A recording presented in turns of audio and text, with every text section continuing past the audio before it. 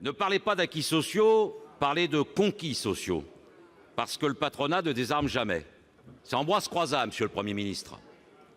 Ambroise Croizat. Et j'ai appris, monsieur le Premier ministre, que lors d'un débat dans le Finistère, vous remettiez en cause, une fois encore, le principe de la solidarité nationale. Alors, quels sont les droits qui, selon vous, devraient être soumis à contrepartie? Les bénéficiaires de l'allocation adulte handicapé devraient-ils la mériter pour l'obtenir? Quant aux personnes sans emploi, disposent-elles d'une dette envers la communauté? Les indemnités qu'elles perçoivent sont un droit qu'elles ont gagné par leur travail et par leurs cotisations, monsieur le Premier ministre.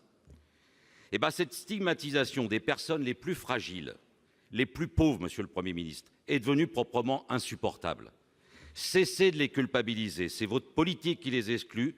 Vous brisez des rêves, mais les corps aussi, et vous distillez de l'humiliation au lieu d'insuffler de l'espoir.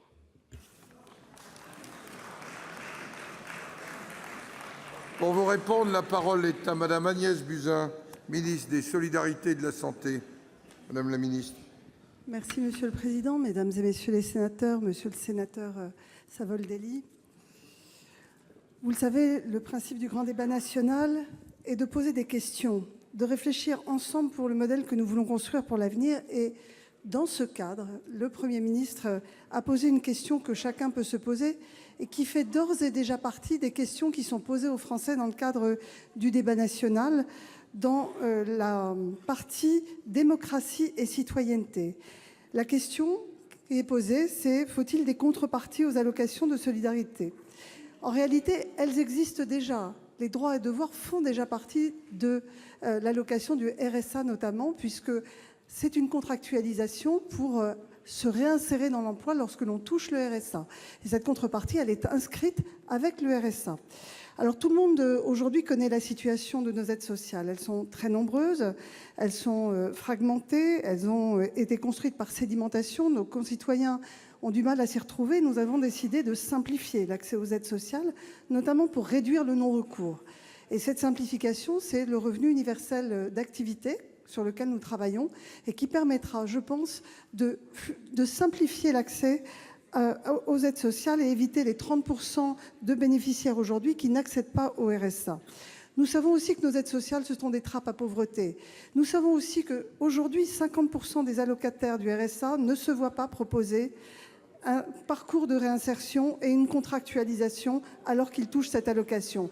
Il est donc nécessaire de poser cette question, droits et devoirs. Cela fait partie intégrante aujourd'hui du RSA et c'est la question qui est posée dans le cadre du grand débat. Il n'est hors de question de revenir sur l'accompagnement de nos concitoyens les plus en difficulté, mais l'accompagnement est global.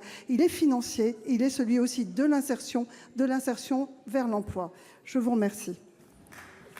Monsieur Savoldelli.